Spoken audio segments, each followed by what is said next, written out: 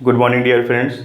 आज हम लोग यहाँ पर बीएड में जो 9 अगस्त को आपका पेपर हुआ था उसमें पहली वीडियो में करीब 20 क्वेश्चंस हम लोगों ने मैथ और रीजनिंग के सॉल्व कर लिए थे। आज हम लोग उसके आगे के क्वेश्चन सॉल्व करने वाले हैं, लेकिन उससे पहले मैं आप लोगों को यहाँ पे धन्यवाद कहना चाहूँगा कि जिन लोगों ने पहले वीडियो को देखा और उसमें बचे हुए क्वेश्चंस को कमेंट बॉक्स में लिख करके बताया कि सर ये क्वेश्चन आए थे। तो आज मैं उन्हीं क्वेश्चंस पे वीडियो बनाने वाला हूँ, ठीक है। तो उम्मीद करता हूँ आप लोगों को ये वीडियो पसंद आएगी। आप ये वीडियो को पूरा देखें ताकि हर एक क्वेश्चन का आपको सोल्यूशन पता चल सके, ठीक है। तो वीडियो स्टार्ट करने से पहले मैं आपको एक बात बता दूं कि अगर आपको मैथ और रीजनिंग की तैयारी अच्छे से करनी है तो आप लोग मेरे टेलीग्राम ऐप से जुड़ जाइए। आपको करना ये है कि प्ले स्टोर से सबसे पहले टेलीग्राम ऐप को डाउनलोड करना है और उसके बाद वहाँ पर अपना मोबाइल नंबर डाल के रजिस्टर करना है। रजिस्टर करने के बाद सर्च वाले ऑप्शन में जा कर के KHALIDSIR9, ठीक है, ये आप सर्च करेंगे तो आपको मेरा चैनल दिखाई पड़ेगा। तो आप मेरे चैनल से जुड़ जाइए। हर रोज़ वहाँ पे रात 10 बजे क्विज स्टार्ट होता है, जहाँ पे आपके 30 question current affair and GK से होते हैं और 20 क्वेश्चन मैथ एंड रीजनिंग से होते हैं, ठीक है। तो डेली 50 क्वेश्चन का क्विज होता है, तो आप उसमें पार्टिसिपेट करें ताकि आपकी तैयारी बेहतर हो सके, ठीक है। चलिए आगे हम लोग बढ़ते हैं और यहाँ पर क्वेश्चन नंबर 1 लेते हैं। 1 नहीं बल्कि ये 21 है, क्योंकि पहली वाली वीडियो में 20 क्वेश्चंस करवा चुका हूँ मैं। तो अगर आप लोगों ने पहली वाली वीडियो नहीं देखी, सबसे पहले पहली वीडियो देख लीजिए, उसका लिंक आपको नीचे डिस्क्रिप्शन बॉक्स में मिल जाएगा, ठीक है। तो हम लोग स्टार्ट करते हैं क्वेश्चन नंबर 21 से। चलिए आज का पहला क्वेश्चन हम लेते हैं और टोटल अगर आप देखें तो जो बीएड के एग्जाम में 50 क्वेश्चंस हुए थे वहां से आपका ये 21 क्वेश्चन है, ठीक है। 21वां आपका प्रश्न है। प्रश्न में कहा गया है कि विक्रम और शैलेश सूर्योदय के बाद एक दूसरे की ओर पीठ करके खड़े हुए हैं, ठीक है। एक दूसरे की तरफ उन्होंने फेस नहीं किया बल्कि एक दूसरे की तरफ उन्होंने पीठ किया हुआ है। यदि विक्रम की परछाई ठीक उसी के बाएं पड़ रही है, यानी कि विक्रम की अगर परछाई है तो विक्रम के ही लेफ्ट में पड़ रही है, तो शैलेश का चेहरा किस दिशा में था। ये क्वेश्चन आपका पूछा गया था, डायरेक्शन एंड डिस्टेंस चैप्टर का ये है, ठीक है। तो आइए इसको सॉल्व करते हैं। देखिए कहा गया है आपकी जो डायरेक्शंस होती है वो ये होती हैं ईस्ट, यहाँ पे आपका वेस्ट, नॉर्थ एंड ये साउथ होता है, ठीक है। और सूर्योदय के टाइम का मतलब ये हुआ सनराइज, ठीक है। सनराइज के समय यानी कि जब सूर्य निकलता है, सुबह के समय की बात हो रही है। सुबह के समय सूरज कहाँ पे होता है, पूरब दिशा में होता है, यानी कि ईस्ट डायरेक्शन में होता है, ठीक है। तो यहाँ पर क्या हुआ कि सूरज आपका इस तरफ है और दो दोस्त क्या हैं, विक्रम और शैलेश, यहाँ पर एक दूसरे की ओर पीठ करके खड़े हुए हैं, ठीक है। यानी कि एक का चेहरा नीचे की तरफ होगा, एक का चेहरा ऊपर की तरफ होगा, तभी दोनों एक दूसरे की तरफ पीठ हो पाएगी, ठीक है। अगर ये दोनों एरो को हम एक सामने ऐसे बना देंगे तो इसका मतलब ये हो जाएगा कि दोनों ने एक दूसरे की तरफ क्या किया हुआ है, अपना फेस किया हुआ है, ठीक है। तो आपको ये नहीं बनाना है, यहाँ पे ये बनाना है। अब देखिए यहाँ पर क्या है, दो दोस्त है विक्रम एंड शैलेश, तो विक्रम को हम यहाँ पे रखेंगे और शैलेश को यहाँ पे रख करके चेक करते हैं कि क्या हमने ये बनाया है सही है। आइए देखते हैं। अगर विक्रम इस तरफ है तो विक्रम की परछाई यहाँ पे होगी क्योंकि सूरज इस तरफ है, और शैलेश की परछाई यहाँ पे होगी। बात किसकी हो रही है, बात हो रही है विक्रम की। यदि विक्रम की परछाई ठीक उसी के बाएं पड़ रही है, तो विक्रम की परछाई इस तरफ पड़ रही है, विक्रम का मुंह इस तरफ है ऊपर की तरफ, तो ये इसका लेफ्ट होगा एंड ये इसका राइट होगा। यानी कि हमने जो बनाया है वो बिल्कुल सही बनाया है। विक्रम की परछाई उसके लेफ्ट में पड़ रही है, यानी कि विक्रम ऊपर की तरफ रहना चाहिए और शैलेश नीचे की तरफ रहना चाहिए। अब देखिए पूछा क्या गया है, शैलेश का चेहरा किस दिशा में था, तो शैलेश का चेहरा यहाँ पे नीचे की तरफ है, तो आपका आंसर यहाँ पे हो जाएगा दक्षिण दिशा में। यानी कि शैलेश का चेहरा कहाँ पे था, दक्षिण दिशा में था, ठीक है। और आप हमेशा याद रखिएगा जब भी ये परछाई से संबंधित क्वेश्चंस पूछे जाते हैं तो वहां पर या तो आपका आंसर नॉर्थ आता है या तो साउथ आता है, मतलब उत्तर या दक्षिण ही आंसर आता है, कभी भी ईस्ट या वेस्ट आंसर नहीं आता है, ठीक है। तो यहाँ पर आपका आंसर हो जाएगा दक्षिण। चलिए अगला क्वेश्चन लेते हैं। चलिए अगला क्वेश्चन लेते हैं। ये भी आपका डायरेक्शन एंड डिस्टेंस चैप्टर से लिया गया है। क्वेश्चन में कहा गया है कि एक व्यक्ति 9 किलोमीटर उत्तर दिशा में जाता है, फिर 6 किलोमीटर वापस दक्षिण दिशा में जाता है, ठीक है। फिर वह पूर्व में 4 किलोमीटर चलता है। अब वह प्रारंभिक स्थिति से कितना दूर है। देखिए बहुत ही अच्छा क्वेश्चन है, यहाँ पर भी आपका पाइथागोरस का प्रमेय लगेगा और बहुत ही आसान सा क्वेश्चन है, ठीक है। आइए देखते हैं। एक व्यक्ति सबसे पहले कहाँ पे 9 किलोमीटर उत्तर दिशा में जाता है, तो मैंने आपको बताया था अभी कि डायरेक्शन क्या होती है आपकी, ये ईस्ट होता है, ये वेस्ट एंड ये नॉर्थ एंड ये साउथ होता है, ठीक है। तो उत्तर दिशा में जाने का मतलब ये हुआ कि वो कहाँ पर जाएगा, यहाँ से ऊपर की तरफ जाएगा और कितना जाता है वो 9 किलोमीटर चलता है। और चलने के बाद क्या करता है, फिर वह 6 किलोमीटर दक्षिण दिशा में आता है, यानी यहाँ से अगर वो साउथ डायरेक्शन में आएगा तो उसको जस्ट अपोजिट आना पड़ेगा, पीछे की तरफ आना पड़ेगा। कितना आता है वो 6 किलोमीटर। तो यहाँ से चलता है और मान लेते हैं यहाँ पर आ गया वो, ये आपका हो गया 6 किलोमीटर, ठीक है। अब यहाँ से देखिए उसने क्या किया, फिर वह पूर्व में 4 किलोमीटर चला जाता है। पूर्व कहाँ पे होता है, उस तरफ है, तो ईस्ट डायरेक्शन में कितना चलता है, 4 किलोमीटर चलेगा और यहाँ पर आ जाएगा। तो अब आपसे पूछा गया है कि अब वह प्रारंभिक स्थिति से कितना दूर है। ये उसका स्टार्टिंग पॉइंट था, प्रारंभिक स्थान, और ये इसका क्या है, देखिए एंड पॉइंट है, ठीक है। तो ये डिस्टेंस आपको निकालना है। तो ये क्या बनेगा, आपका एक ट्रायंगल बन रहा है। आप इसको चाहें तो नाम दे सकते हैं। नाम क्या देंगे आप, यहाँ पर ABC नाम दे दीजिए। ये आपका A हो जाएगा, ये B हो जाएगा और ये हो जाएगा आपका C, ठीक है। तो ट्रायंगल ABC में आपको AB की वैल्यू निकालनी है, तो इसको हम क्या बोलते हैं, कर्ण बोलते हैं। जहाँ पर आप देख रहे हैं ये कितना होगा, 9 में से 6 निकाल देंगे तो ये आपका 3 हो जाएगा और ये आपका 4 है, ठीक है। यानी कि आधार 4 है और लंब 3 है, तो कर्ण क्या हो जाएगा, कर्ण AB बराबर हो जाएगा आपका यहाँ पे आधार का स्क्वायर प्लस लंब का स्क्वायर होता है। आधार आपका यहाँ पे 4 है तो 4 का स्क्वायर प्लस लंब 3 है तो 3 का स्क्वायर, ठीक है। अब आप जानते हैं 4 का स्क्वायर 16 होता है और 3 का स्क्वायर 9, 16 9 कितना हो जाएगा, 25 हो जाएगा। 25 का जब आप वर्गमूल निकालेंगे तो 5 बाहर आएगा, यानी कि ये कितना हो जाएगा आपका 5 किलोमीटर हो जाएगा। तो आपका आंसर यहाँ पे आ जाएगा 5 किलोमीटर, यानी कि अब वो प्रारंभिक स्थान से कितना दूर है, 5 किलोमीटर दूर है, ठीक है। आइए अगला क्वेश्चन लेते हैं। आइए देखिए अगला क्वेश्चन आपका यहाँ पर है, एक व्यक्ति एक पंक्ति में दोनों ओर से 12वें स्थान पर आता है, तो पंक्ति में कुल व्यक्तियों की संख्या ज्ञात कीजिए, ये आपसे पूछा गया है। ये रीजनिंग में आपका एक चैप्टर है सिटिंग अरेंजमेंट, वहां से लिया गया क्वेश्चन है। 2 से 3 क्वेश्चन आपका सिटिंग अरेंजमेंट से पूछा गया था, तो इसके बाद मैं बाकी के क्वेश्चन करवाने वाला हूँ। आप लोग बस करिए कि वीडियो देखते देखते चैनल को सब्सक्राइब कर लीजिए, ताकि हर वीडियो की नोटिफिकेशन आपको मिलती रहे, ठीक है। आइए हम लोग यहाँ पर क्या करते हैं, क्वेश्चन को सबसे पहले सॉल्व कर लेते हैं। कहा गया है कि एक व्यक्ति, देखिए बहुत ही आसान सा क्वेश्चन है, इसमें कुछ भी नहीं है, ठीक है। आपको करना क्या है, अगर मैं आपको शॉर्ट में बताऊं तो इसका आंसर 23 आ जाएगा, ठीक है। अब आपको लग रहा होगा कि मुझे इसका आंसर याद किया मैंने, ऐसा कुछ नहीं है।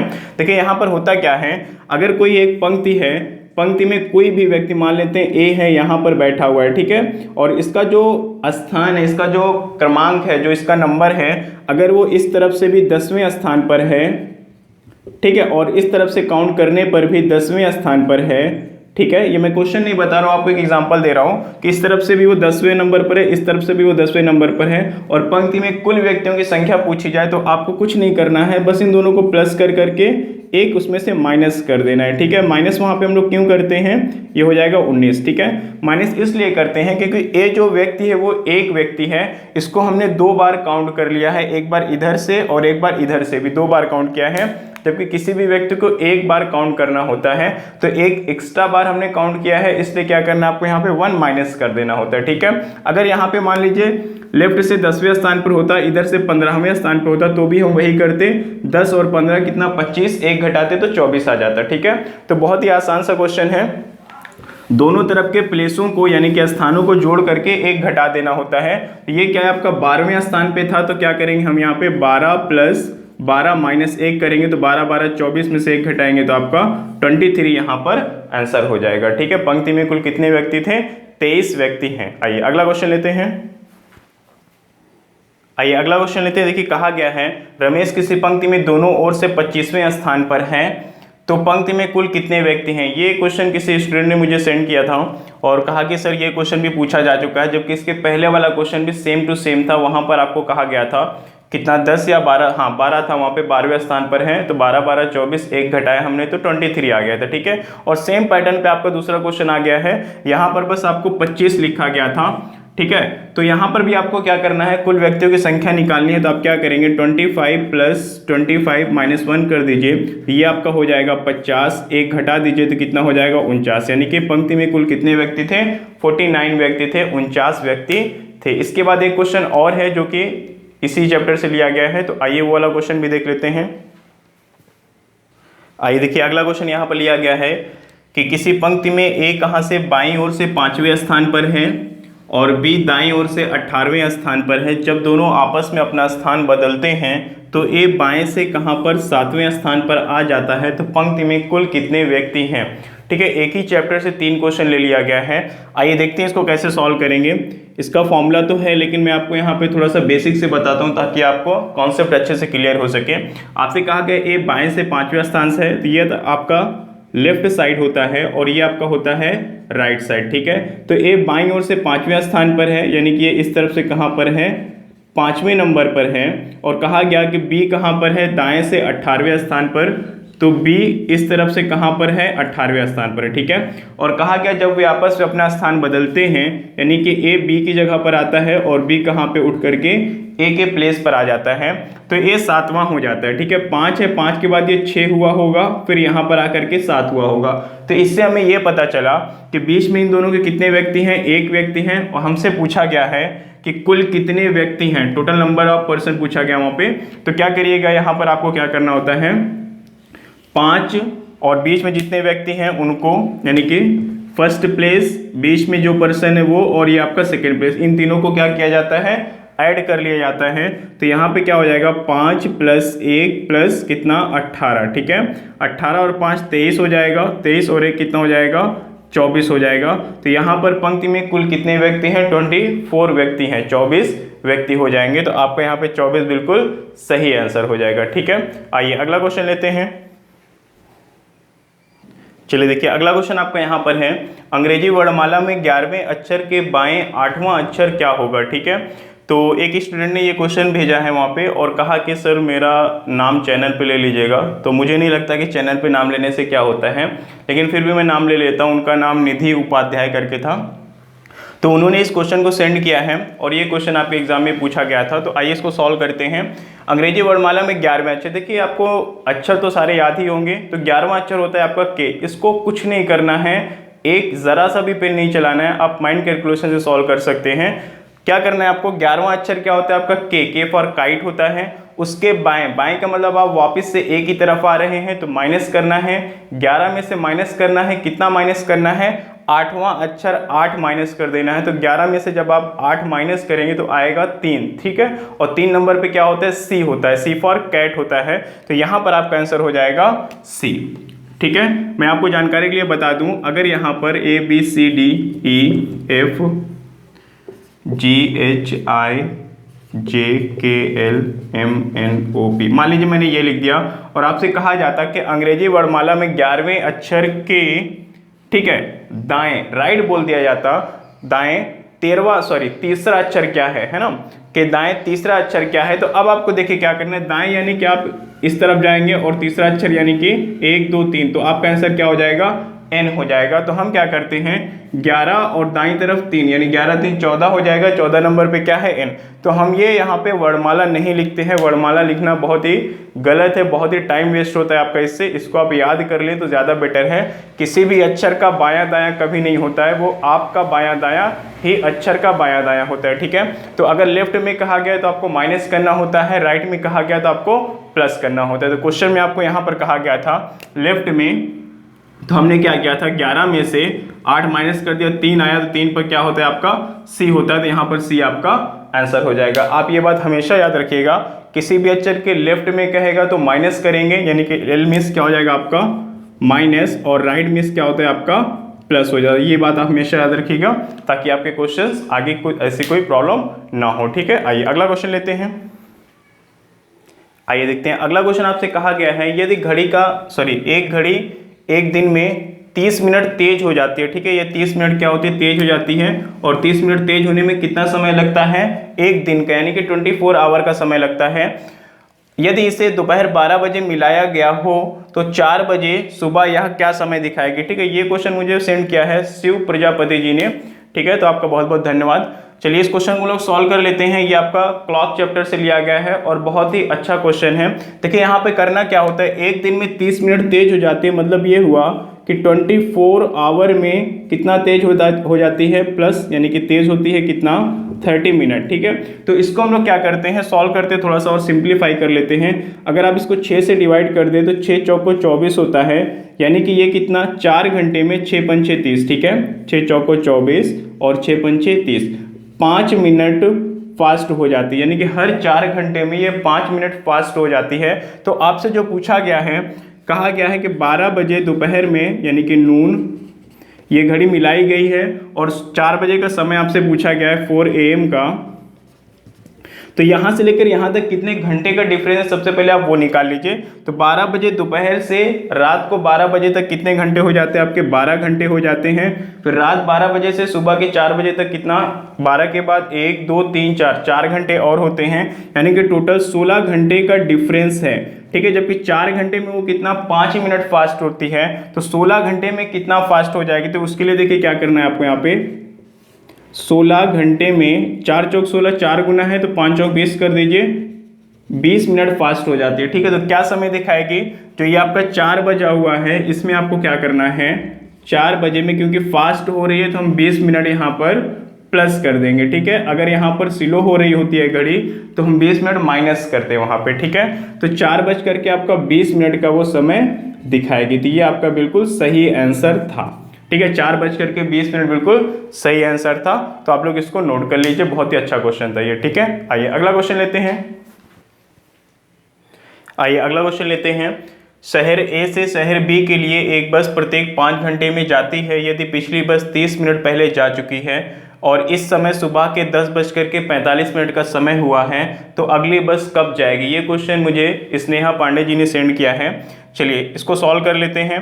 देखिए यहाँ पर करना क्या है, बहुत ही आसान सा क्वेश्चन है। सबसे पहले आपको क्या करना होता है, जो प्रेजेंट टाइम पे यानी कि इस समय जो टाइम हुआ है सबसे पहले आप वो टाइम लिख लिया करिए यहाँ पे 10:45। और कहा गया है कि पिछली बस जो गई है वो 30 मिनट पहले गई है, यानी कि पिछली बस के जाने का जो समय है इसमें से 30 कम कर दीजिए, यानी कि 10:15 पर क्या हुआ है, AM है ये 10:15 पे क्या हुआ है कि पिछली बस जा चुकी है। ठीक है, अब आपको देखिए क्या करना है, प्रत्येक 5 घंटे में बस जाती है। ठीक है, ए शहर से बी शहर के लिए प्रत्येक 5 घंटे में बस जाती है और पिछली बस अगर 10:15 पर जा चुकी है तो इसमें आपको क्या करना है 5 आवर प्लस कर देना है। देखिए 10 के बाद क्या हो जाएगा आपका 11 12 1 2 3 हो जाएगा। ठीक, यानी कि 3 बज करके जब आप इसमें 5 आवर प्लस करेंगे तो कितना हो जाएगा 3:15। ठीक है, और ये हो जाएगा आपका PM। ऑप्शन में कभी कभी आपको ये भी देता है कि 3:15 AM, तो बच्चे कंफ्यूज हो जाते हैं, तो ध्यान दीजिएगा 12 के बाद के समय का क्या होता है PM हो जाता है। तो आपका 10:15 में 5 घंटे प्लस करेंगे तो 3:15 PM पर अगली बस शहर B के लिए जाएगी। ठीक है, आइए अगला क्वेश्चन लेते हैं। चलिए मैंने यहाँ पे 2 क्वेश्चन देखिए लिखा हुआ है। पहला क्वेश्चन लिखा हुआ है आज बुधवार है तो आज से 15 दिन के बाद कौन सा दिन होगा। ये क्वेश्चन मुझे अजय कुमार जी ने सेंड किया है। और दूसरा क्वेश्चन है विषम अंक छाटिए 27 45 81 और 28। इसको मुझे कृष्णा प्रजापति जी ने सेंड किया है। तो आइए दोनों क्वेश्चन हम लोग सॉल्व कर लेते हैं। देखिए यहाँ पर क्या है, आज बुधवार है तो आज से 15 दिन के बाद, देखिए इस चीज पर आपको ध्यान देना होता है, 15 दिन के बाद या फिर 15वां दिन, दोनों में थोड़ा सा फर्क है। ठीक है, आइए समझते हैं क्या है। सबसे पहले हमें क्या करना होता है, 15 में 7 से भाग करके हमें यहाँ से रिमाइंडर लेना होता है, जो कि कितना हो जाएगा 7 दूनी 14, 1 बचेगा तो 1 यहाँ पर आपका शेषफल हो जाएगा। ठीक है, अब देखिए अगर आपसे पूछता है कि 15वां दिन कौन सा होगा, तो आपको कुछ नहीं करना होता, दिए गए दिन में आपको 1 प्लस कर देना है, तो यहाँ पे आपका हो जाएगा बृहस्पतिवार। ठीक है, लेकिन आपसे 15वां दिन ना पूछ करके 15वें दिन के बाद, यानी 15वें दिन के बाद जो दिन होगा वो आपसे पूछा गया है। तो आपको यहाँ पर क्या होता है कि इसमें 1 और प्लस करना होता है।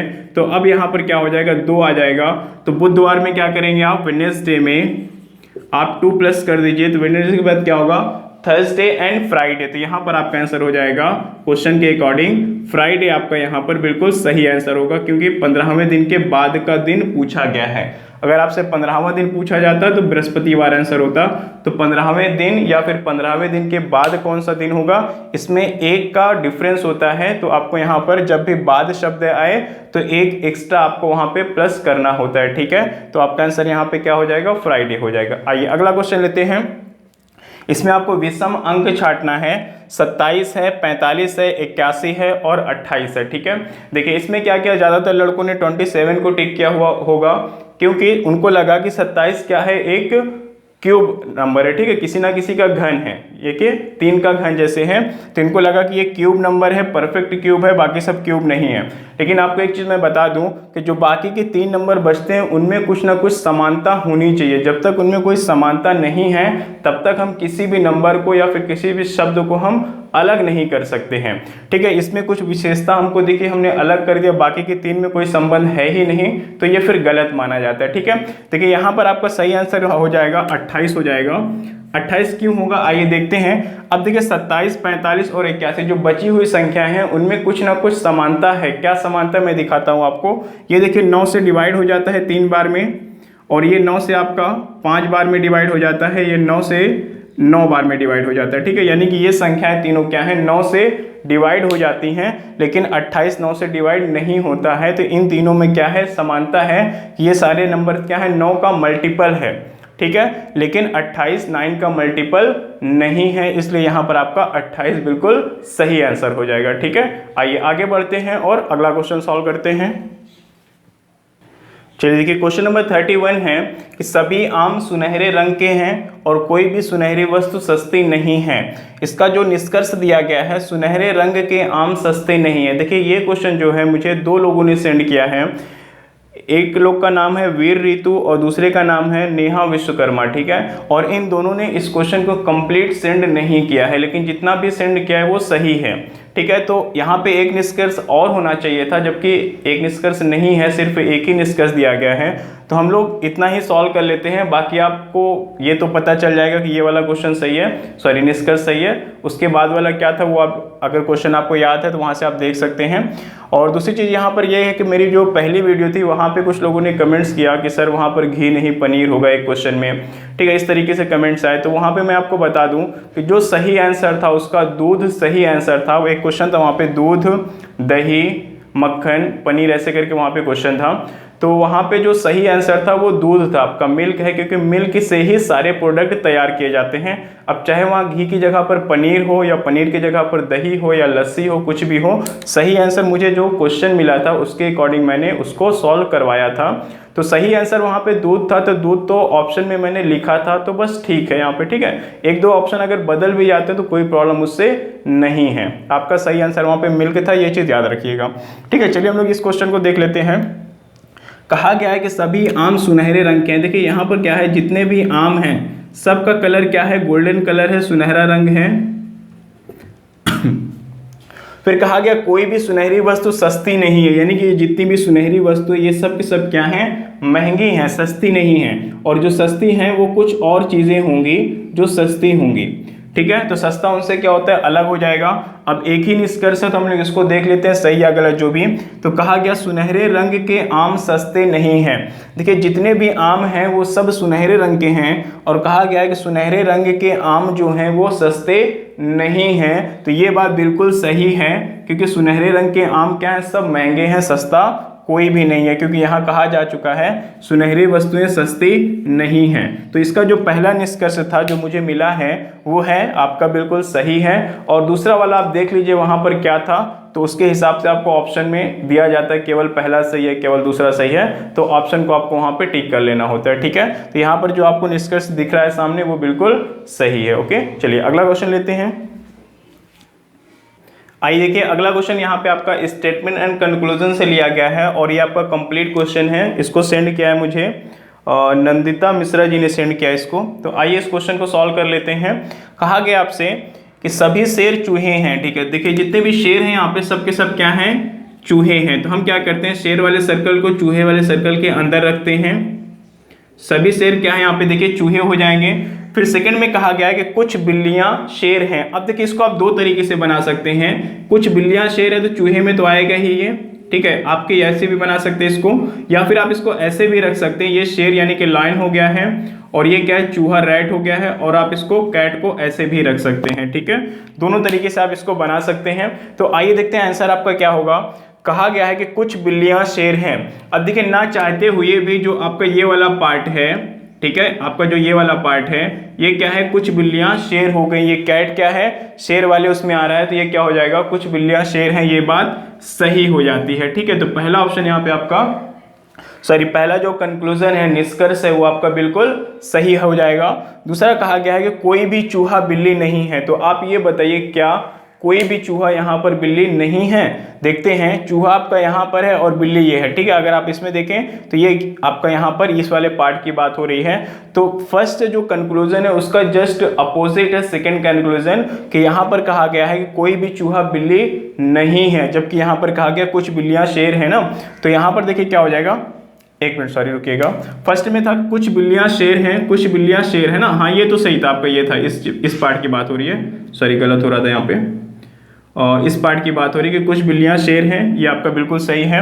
सेकंड में कहा गया है कि कोई भी चूहा बिल्ली नहीं है। तो कोई भी चूहा बिल्ली नहीं, ऐसा नहीं, कुछ चूहा बिल्ली है यहाँ पर। तो दूसरा वाला आपका यहाँ पर गलत हो जाएगा, ठीक है। पहला आपका सही है, पहले वाले में इस पार्ट की बात हो रही है जहाँ पे कहा गया कुछ बिल्लियां शेर हैं, तो ये बिल्कुल सही है। दूसरा पार्ट यहाँ पर आपका गलत है, कुछ यहाँ पर चूहा बिल्लियां हैं, जबकि कह रहे नहीं है, इसलिए ये गलत हो जाएगा। तो आपका जो पहला या दूसरा ऑप्शन में जहाँ ये रहा होगा कि केवल पहला निष्कर्ष सत्य है या फिर तर्कसंगत रूप से निकलता है, वही ऑप्शन यहाँ पर सही हो पाएगा। बाकी के सारे ऑप्शन आपके इस क्वेश्चन के गलत रहे होंगे, ठीक है। आइए अगला क्वेश्चन लेते हैं। आइए देखिए अगला क्वेश्चन यहाँ पर लिया गया है, इसको सतीश यादव जी ने सेंड किया था मुझे, ठीक है। देखते हैं यहाँ पर क्वेश्चन आपका है, 50 बच्चों में से 35 केवल हिंदी बोलते हैं, 25 हिंदी और अंग्रेजी दोनों भाषा बोलते हैं, तो केवल अंग्रेजी बोलने वाले बच्चों की संख्या क्या है, ठीक है। तो सबसे पहले हम लोग यहाँ पे क्या करते हैं, इस क्वेश्चन की थोड़ा कॉन्सेप्ट की बात करते हैं, उसके बाद फिर क्वेश्चन सॉल्व कर लेंगे। देखिए यहाँ पर क्या होता है, जितनी चीज़ें क्वेश्चन में होती हैं हम उतने सर्कल बना लेते हैं, 2 या 3, ठीक है। तो यहाँ पर हिंदी और अंग्रेजी 2 भाषाएँ आई है, हिंदी और अंग्रेजी। तो पहला सर्कल हमारा क्या हो जाएगा, हिंदी के लिए हो जाएगा, और दूसरा सर्कल हमारा हो जाएगा इंग्लिश के लिए, ठीक है। अब देखिए यहाँ पर क्या होगा, यहाँ पर हम उन बच्चों को रखते हैं जो सिर्फ और सिर्फ हिंदी जानते हैं, ठीक है। और यहाँ पर हम उन बच्चों को रखते हैं इस वाले पार्ट में जो सिर्फ और सिर्फ अंग्रेजी जानते हैं। यहाँ पर कॉमन पार्ट होता है, यहाँ पर हिंदी और इंग्लिश जानने वाले बच्चों को हम रखते हैं, ठीक है। तो जहाँ कहीं भी क्वेश्चन में आपको ये कह देता है केवल हिंदी, तो आप उनको यहाँ पर रखेंगे, केवल अंग्रेजी आप उनको यहाँ पर रखेंगे, हिंदी और अंग्रेजी तो आप उनको यहाँ पर रखेंगे, ठीक है। ये तरीका होता है सॉल्व करने का। तो आइए देखते हैं क्वेश्चन पढ़ते हैं क्या लिखा गया है। 50 बच्चों में से 35 केवल हिंदी बोलते हैं, ठीक है। 35 केवल हिंदी बोलते हैं, तो क्या करना है आपको, 35 यहाँ पे रखना है केवल हिंदी वाले में, और 25 हिंदी और अंग्रेजी दोनों भाषा बोलते हैं। 25 क्या है, हिंदी और अंग्रेजी दोनों भाषा बोलते हैं, हम यहाँ पर रख देंगे। तो आपसे कहा गया है तो केवल अंग्रेजी बोलने वाले बच्चों की संख्या ज्ञात कीजिए, आपको ये चीज़ फाइंड करना है, ठीक है। देखिए मैं आपको एक चीज़ बता दूँ कि टोटल बच्चे यहाँ पे क्या है, देखिए 50 है, और अगर हम इन दोनों को ऐड करें तो ये 60 हो जाता है, ठीक है। तो जहाँ तक मुझे लगता है ये क्वेश्चन थोड़ा सा गलत था। यहाँ पे जो केवल शब्द आया है, केवल हिंदी बोलते हैं 35 बच्चे, ये नहीं होना चाहिए था। जहाँ तक मुझे ऐसा लगता है कि ये नहीं होना चाहिए, यहाँ पे 35 बच्चे हिंदी बोलते हैं ये होना चाहिए था, ठीक है। तो हम लोग यहाँ पे, क्योंकि इससे आंसर नहीं आ पाएगा आपका, ठीक है। यहाँ पे तो आइए देख लेते हैं, यहाँ पे चलिए देख लेते हैं यहाँ पे, क्योंकि टोटल बच्चों की संख्या क्या 50 थी, और यहाँ पर आपसे कहा गया है केवल हिंदी बोलते हैं 35, ठीक है। और 25 ऐसे हैं जो हिंदी के साथ साथ इंग्लिश भी जानते हैं, इंग्लिश भी बोलते हैं, तो ये 60 हो जाता है, जबकि टोटल 50 ही बच्चे थे। इसलिए मैं कहता हूँ कि ये क्वेश्चन थोड़ा सा मुझे गलत लग रहा है, ठीक है। यहाँ पे केवल नहीं होना चाहिए था। तो देखिए हम लोग सॉल्व करेंगे क्या आ जाएगा। अब देखिए यहाँ पे क्या होगा, 25 क्या हिंदी, सॉरी 35 हिंदी बोलते हैं और 25 क्या हिंदी के साथ साथ अंग्रेजी भी बोलते हैं। तो हम लोग क्या करेंगे, यहाँ पर 25 रखेंगे, ध्यान से समझिएगा इस क्वेश्चन को, 25 रखेंगे। अब कहा गया 35 हिंदी बोलते हैं, ठीक है। तो 35 में से तो 25 लोग ये हो गए जो हिंदी के साथ साथ अंग्रेजी भी बोलते हैं, बचेंगे कितने, 10 लोग। तो 10 लोग आपके आ जाएंगे यहाँ पर जो केवल हिंदी बोलने वाले हैं, ठीक है। तो 25 10 35 बच्चे क्या हो जाएंगे, हिंदी जानने वाले हो जाएंगे, और यहाँ पर 25 बच्चे हिंदी के साथ साथ अंग्रेजी भी जानते हैं। आगे देखिए क्या है, दोनों भाषा बोलते हैं, तो केवल अंग्रेजी जानने वाले बच्चों की संख्या निकालना था। अब देखिए क्या होगा, टोटल आपके बच्चे कितने हैं, 50 हैं, जिनमें से 25 और 10 आप माइनस कर दीजिए, 35, तो आएगा कितना, 15 आएगा। यानी कि 15 बच्चे यहाँ पर ऐसे हैं जो केवल और केवल अंग्रेजी बोलते हैं, ठीक है। 15 बच्चे यहाँ पर क्या हो जाएंगे, जो केवल अंग्रेजी बोलते हैं। और अगर ये पूछा जाएगा कि कुल अंग्रेजी बोलने वाले बच्चों की संख्या क्या है, तो 25 और 15 40 हो जाएगी, ठीक है।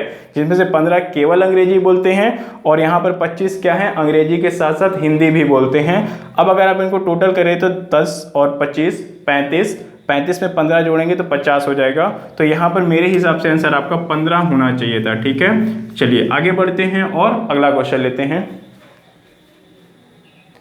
आइए देखिए अगला क्वेश्चन यहाँ पे लेते हैं। आपसे कहा गया वायु में ध्वनि की चाल क्या है। देखिए यहाँ पे मैथ और रीजनिंग का क्वेश्चन तो ये नहीं है, साइंस का क्वेश्चन है, लेकिन कुछ बच्चों ने इसको सेंड किया था और कहा कि सर इसका आंसर बता दीजिएगा, तो मैं यहाँ पर इस क्वेश्चन को सॉल्व करवा देता हूँ।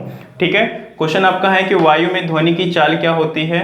तो इसको किसी अहमद नाम के, हाँ मोहम्मद अहमद नाम के किसी लड़के ने मुझे सेंड किया है।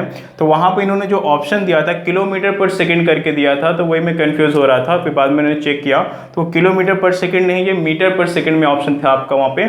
तो पहला ऑप्शन है 332 मीटर प्रति सेकेंड, दूसरा 360 मीटर पर सेकेंड, एंड थर्ड है आपका 280 मीटर पर सेकेंड, एंड फोर्थ ऑप्शन दिया गया था 220 मीटर पर सेकेंड। तो इसका जो सही आंसर है वो आपका हो जाएगा 332 मीटर प्रति सेकेंड, ना कि किलोमीटर प्रति सेकेंड। ठीक है, तो पहला ऑप्शन आपका यहाँ पे बिल्कुल सही हो जाएगा। अगला क्वेश्चन देखिए यहाँ पे कंप्यूटर साइंस का है, इसको भी किसी बच्चे ने सेंड किया था, ये आपका पूछा गया था वहाँ पे कि Ctrl+V जो होता है शॉर्टकट की है, ये किसके लिए है। ऑप्शन में उन्होंने 2 या 3 ऑप्शन लिखा था वहाँ पे, प्रिंट पेस्ट ऐसे करके। तो मैं यहाँ पे ऑप्शन इसलिए नहीं लिख रहा हूँ क्योंकि ऑप्शन से बच्चों को कन्फ्यूजन हो जाता है, कमेंट बॉक्स में आके बच्चे बोलने लगते हैं सर इसकी जगह पे ये, इसकी जगह पे ये होना चाहिए। मैं यहाँ पे डायरेक्ट इसका आंसर आपको दे रहा हूँ, ऑप्शन आप छोड़ दीजिए उसको। ठीक है, क्योंकि सारे ऑप्शन मुझे मिल नहीं पाए हैं, इसलिए मैंने यहाँ पे ऑप्शन को लिखा नहीं है। ओके, Ctrl+V जो होती है वो आपकी पेस्ट, यानी कि जो आप वहाँ पे कट कॉपी पेस्ट करते हैं ना, तो जो पेस्ट करते हैं किसी भी मैटर को कट करके या फिर कॉपी करके जो आप पेस्ट करते हैं, तो पेस्ट करने के लिए Ctrl+V शॉर्टकट की का इस्तेमाल किया जाता है। तो यहाँ पर आपका आंसर हो जाएगा पेस्ट। ठीक है, तो उम्मीद करता हूँ ये वीडियो आपको, जितने भी क्वेश्चन मैंने कराए सब आपको अच्छे से समझ में आया होगा। अगर कोई भी डाउट होता है तो आप कमेंट बॉक्स में मुझसे पूछ सकते हैं, और आप इस वीडियो को ज़्यादा से ज़्यादा शेयर करें ताकि कि जितने भी बच्चों ने बीएड का एग्ज़ाम दिया है उन सब तक ये वीडियो पहुंच सके। ठीक है, इसके अलावा देखिए मैं आपको एक बात और बताऊं कि क्वेश्चन आपके मेरे पास और भी हैं। कई बच्चों ने मुझे, जैसे कि क्वेश्चन आपका पूछा गया था ओणम अनुपाते केरल करके पूछा गया था, ऑप्शन में भांगड़ा पंजाब, कथक यूपी, बिहू आसाम करके था, और चौथा ऑप्शन इसका नहीं है वहाँ पे। ठीक है ना, तो यहाँ पर क्या हो रहा है, मैं इस क्वेश्चन को इसलिए नहीं सॉल्व करवा रहा हूँ क्योंकि सारे ऑप्शन मेरे पास हैं नहीं, जिन बच्चे ने सेंड किया मुझे सारे ऑप्शन वो दे नहीं पाए हैं। तो आधे ऑप्शन में सॉल्व कराने का मतलब ये होता है कि फिर आपको कन्फ्यूज़न बढ़ जाती है। ठीक है, तो यहाँ पर मैं इस क्वेश्चन को छोड़ दे रहा हूँ। एक क्वेश्चन और आया था हिटलर अनुपाते जर्मनी, ऑप्शन में था Mussolini Italy, Tulsidas Bharat, Shakespeare England करके दिया गया था। ठीक है, तो यहाँ पर भी चौथा ऑप्शन इसका भी नहीं है, तो इसलिए मैं इस क्वेश्चन को भी सॉल्व नहीं करवा रहा हूँ। ठीक है, उसके अलावा एक क्वेश्चन मुझे वीर रितु जी ने सेंड किया था, मनुष्य तर्कसंगत प्राणी है, मनुष्य सामाजिक प्राणी है। फिर ऑप्शन में दिया गया ए सही है और आर सही व्याख्या है ए का। सेकेंड ऑप्शन था ए और आर दोनों सही हैं, और इसके बाद के ऑप्शन यहाँ पर नहीं है। ठीक है, तो वीर रितु जी ने इसको मुझे सेंड किया था, तो मैं उनको ये बता दूं कि सारे ऑप्शन ना होने की वजह से मैं इस क्वेश्चन को छोड़ दे रहा हूँ। ठीक है, इसको सॉल्व नहीं करवा रहा हूँ क्योंकि बच्चों को कन्फ्यूजन हो जाएगा, कोई मतलब नहीं उसका, है ना। तो जितने क्वेश्चन मैंने यहाँ पे करवाए हैं वो सारे क्वेश्चन आपको समझ में आए होंगे, उम्मीद करता हूँ।